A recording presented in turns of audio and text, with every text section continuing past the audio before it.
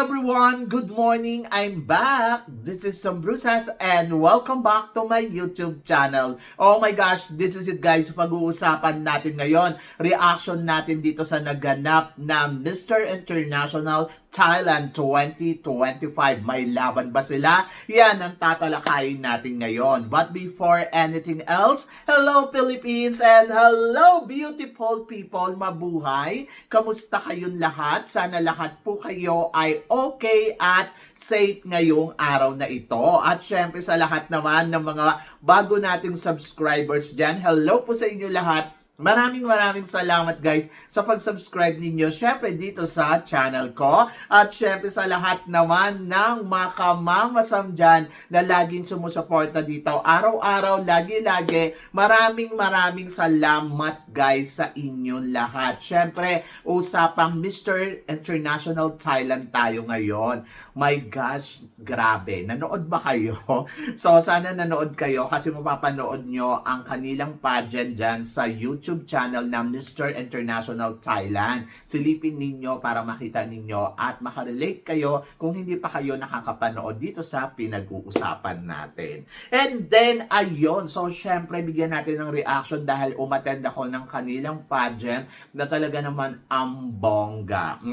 Ang bongga. Bongga yung entablado, bongga yung galawan ng mga kandidato, at higit sa lahat, syempre, nakasubaybay ako dito kasi syempre, from the beginning, talagang nasubaybayan ko na yung mga candidates. And then, of course, nagbigay din ako ng aking prediction at aking top 16, top 7, kasi sabi nila 6 plus 1 daw. So, yon. So, sa top 16 ko, syempre masaya ako kasi first time ko na mag-follow talaga sa male pageant ng bonggang-bongga dito pa sa Thailand, ha.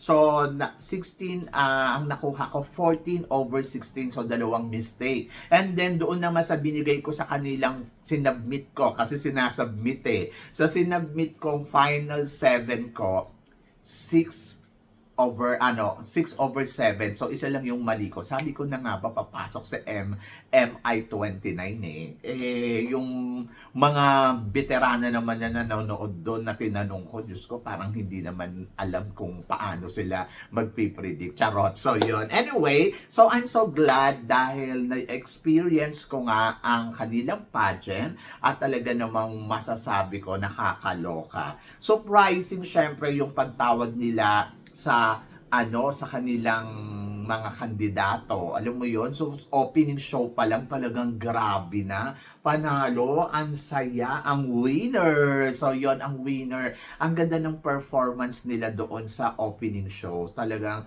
grabe, nangilabot ako doon. Ang bongga, ramdam ko yung kalakasan ng mga lalaking to. At gusto ko yung dance step nila na ang motive kasi nila yung parang level up, ganon. Speed level up, ganon. And then, ang galing ng MI Thailand. At yung mga 30 candidates din, and then plus yung reigning kings nila, talagang, oh my gosh, panalo din. And then, ayun. So, syempre, after nun, yung bago sila tumawag ng top 16, nagbigay na sila ng mga special award. Doon pa lang sa mga special award, Diyos ko, panalo na yung mga nakakuha ng special award kasi tigto 30,000, cash prize, tapos may 100,000 pa, tapos may contract pang halos kalahating milyon, yung mga tipong ganun. Ewan ko, saan nila kinukuha yung pera nila, pero kaya nagkakaroon ng interest talaga sumali yung mga kalalakihan dito dyan sa mga pageant na ganyan. Paano naman kasi, doon pa lang sa mga special award nila, ang lalaki na ng premyo. And then, sobrang naintindihan ko, oo nga naman, kung sasali ka doon sa platform nila, sa Mr. International Thailand, syempre, mapapublish ka talaga ng bonggang-bongga, especially sa mga media, talagang kukuha ng kanila ng video, tapos ikakalat nila sa social media, so makikilala ka ng more.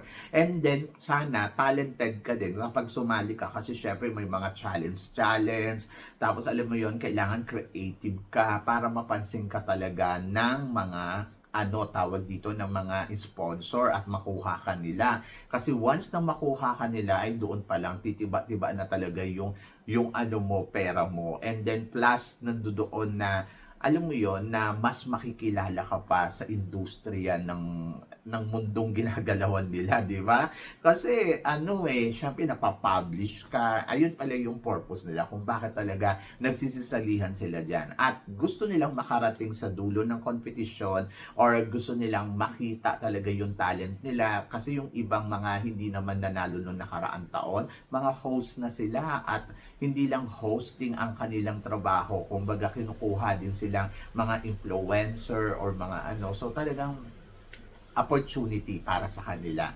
So, naintindihan ko kung bakit sila sumasali dito. Sana ganun din sa atin o sa Pilipinas. Yung kumbaga parang may platform na ganito, papasok ka, sasali ka kasi gusto mo pang mas makilala ka ng bonggang-bongga. Sa atin kasi after ng pageant, wala na. O, di ba? So, bye-bye na, wala na. So, depende na lang kung mag-grow ka.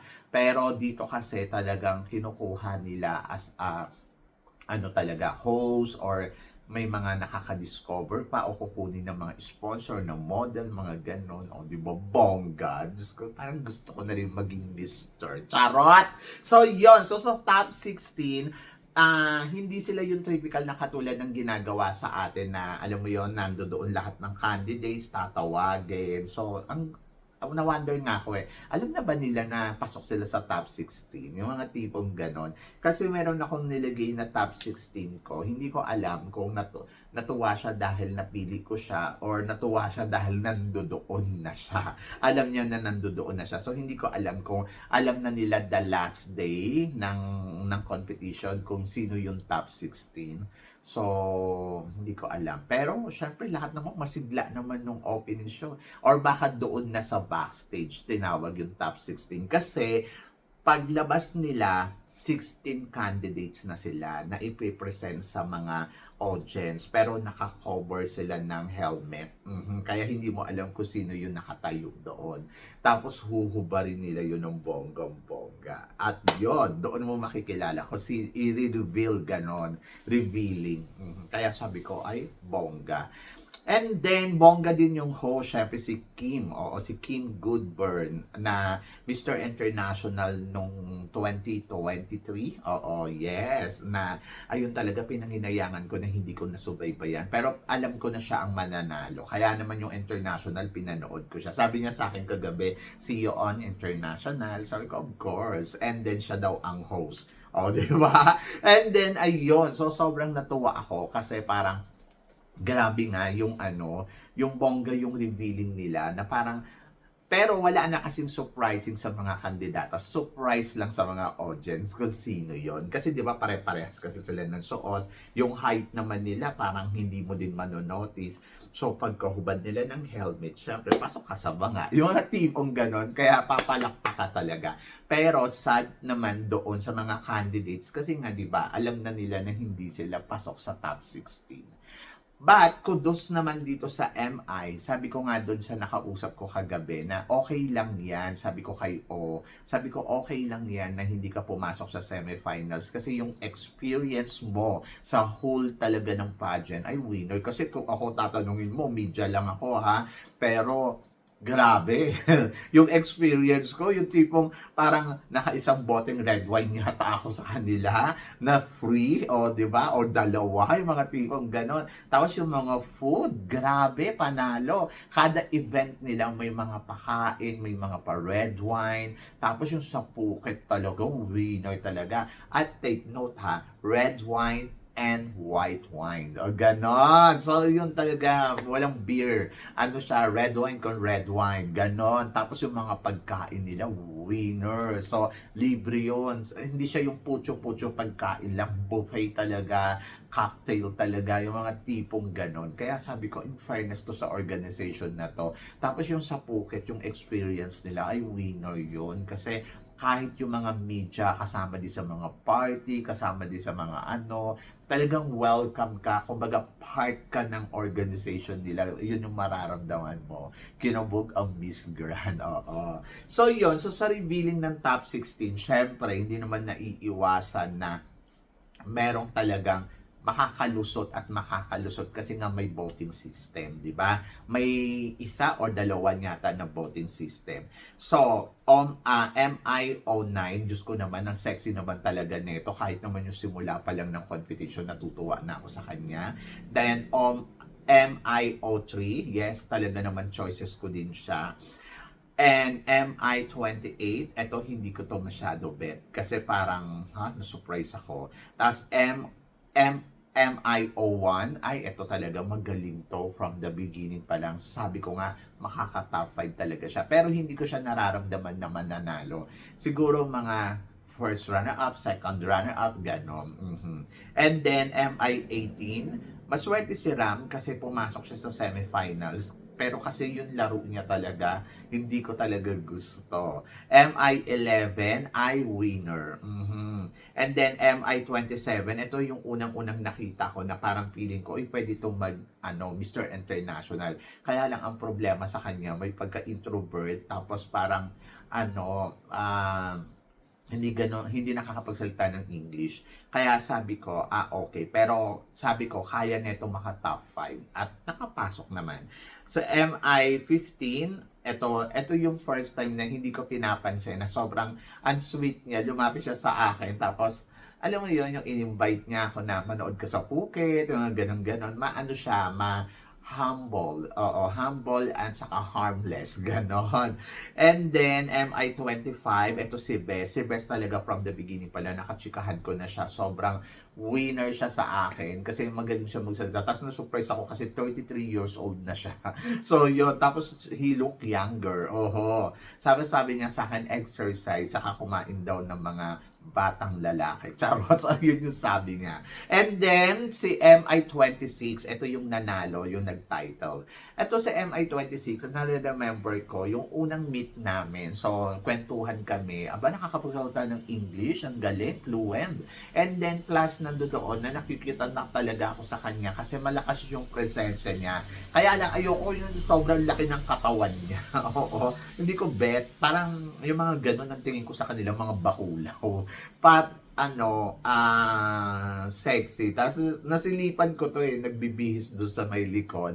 Kasi biglang bukas yung pinto.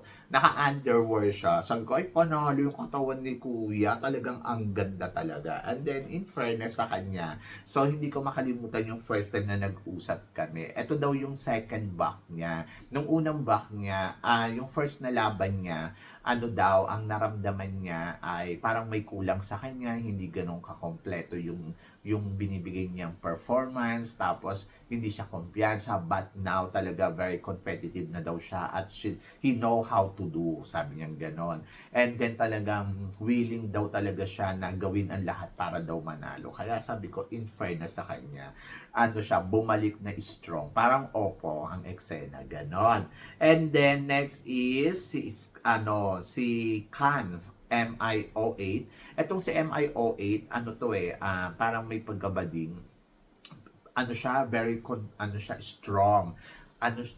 Machika talaga. Dentista siya, tapos confident siya sa sarili niya at nakakapagsalita talaga siya ng English at mataray talaga siya. Kumbaga sosyalan yung dating. Ganon. And then, MI13. Ito, marami nagsasabi ng mga Pilipino na ako dapat ang nanalo dito sa MI13. Ako naman, ang masasabi ko naman, yung first time na na-interview ko siya, sabi ko sa kanya, ang kulang sa'yo yung kumpiyansa mo, hindi buo.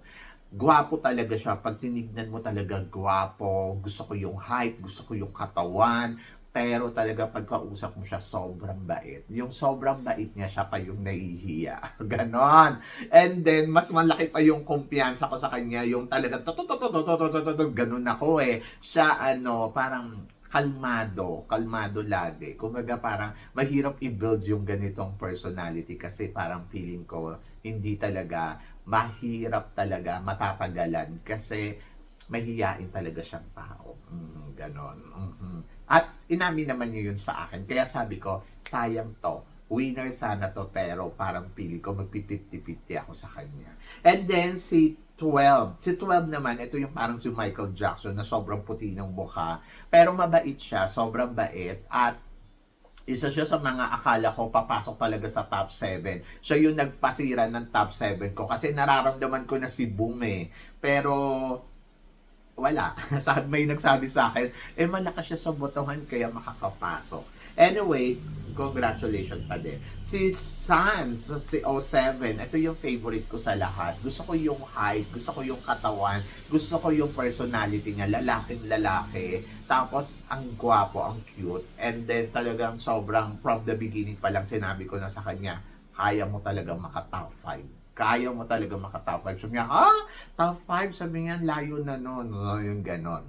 Pahambol. Pero kagabi, ayun nga, naka-top 5 nga siya. And then, si 17, ito surprising ako dito. Kasi, naawa ako sa kanya kasi parang walang nag-cheer. Tapos parang walang masyadong kumukuha ng mga picture. Pero na-surprise ako sa kanya kagabi. Pumasok sa semifinals. Ang sabi nila, ang lakas daw neto sa botohan. And then si MI29. Ito from the beginning pa lang, natutuwa ako sa kanya kasi nilapitan niya ako. Sabi niya sa akin, hello. Sabi niya, do you like the show? Sabi ko, of course, yung nakita ko na nakahubad ka. Siyempre, natuwa ako. Sabi niya, anong number ko? Sabi niya gano'n. Tapos hindi ko nasagot. Ayun yung first day na nagkita kami. Tapos after nun, so syempre, nagkaroon kami ng conversation. He's a very nice person. Kumbaga, influencer siya talaga. Yung mabilis mo siyang makakasundo pag nakausap mo siya. Kasi ako may pagkamaldita talaga ako eh. Kapag siyempre sa mga candidates, ang tinitignan ko lang yun kung sino talaga yung parang feeling ko, ay eto makakapasok to sa semifinals. Yung mga tipong ganon. Pag hindi kita na-feel na ganon, laglag ka sa akin, yun, hindi na kita kakausapin kasi parang feeling ko sayang. Sayang yung oras at panahon. Yung mga tipong ganun. Doon ka mag-focus sa mga sino ba yung nagkukumpit talaga. Oo. So, yun. And then, ito sa MI29. Napansin ko naman na siya nung una.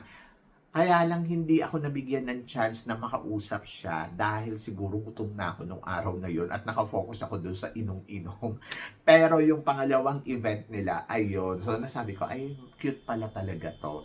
Maganda yung smile niya. Tapos, yun lumapit siya sa akin. Hindi ko na-remember yung number niya. Kaya sabi niya sa akin, do you remember me? What is my number? Sabi ko, basta na-remember kita yung naglalakad ka.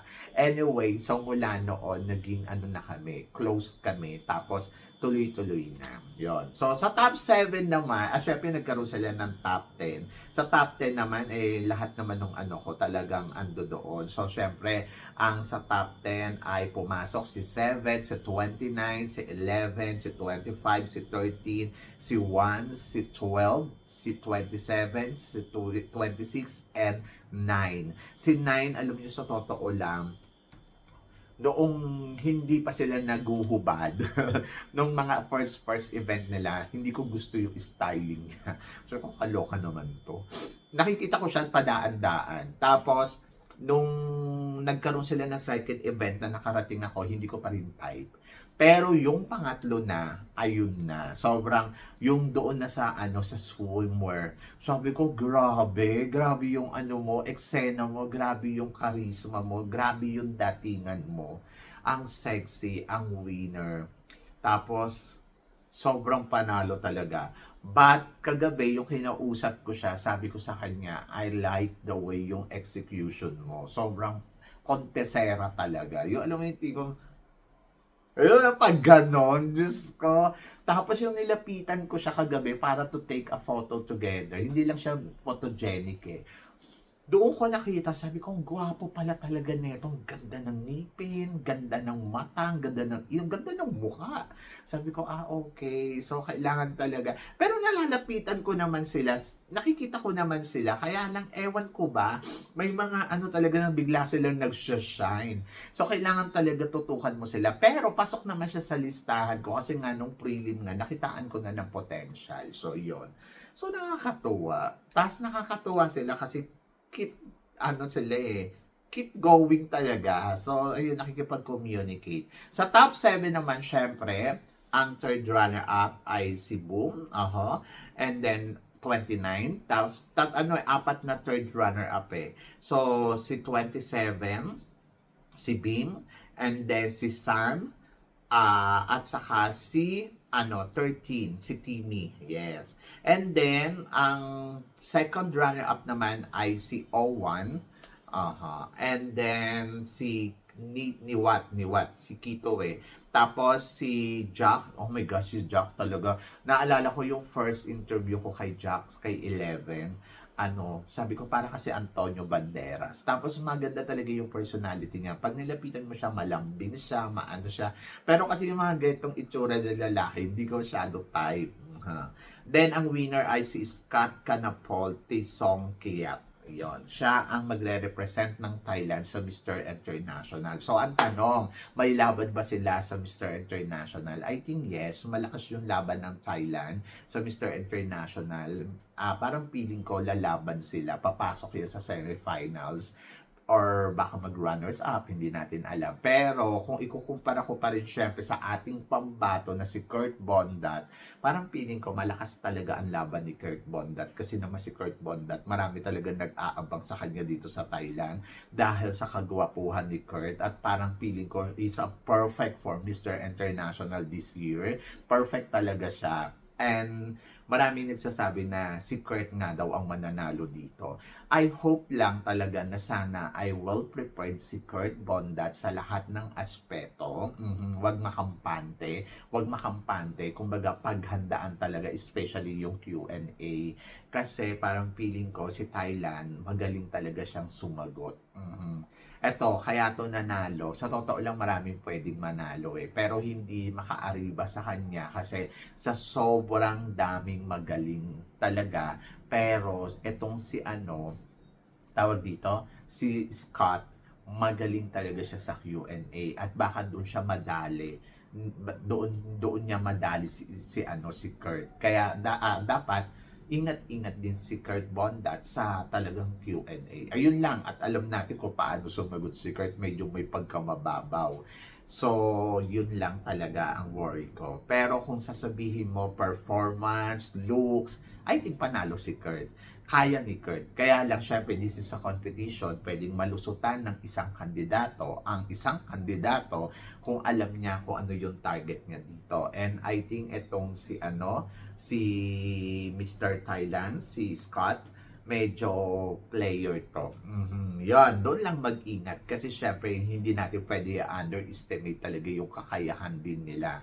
At lalo na nakakapag-deliver at magaling magsalita ng English, di ba? So, yon. So, kung looks naman ang pag-uusapan, gwapo din. Talagang very manly talaga yung dating.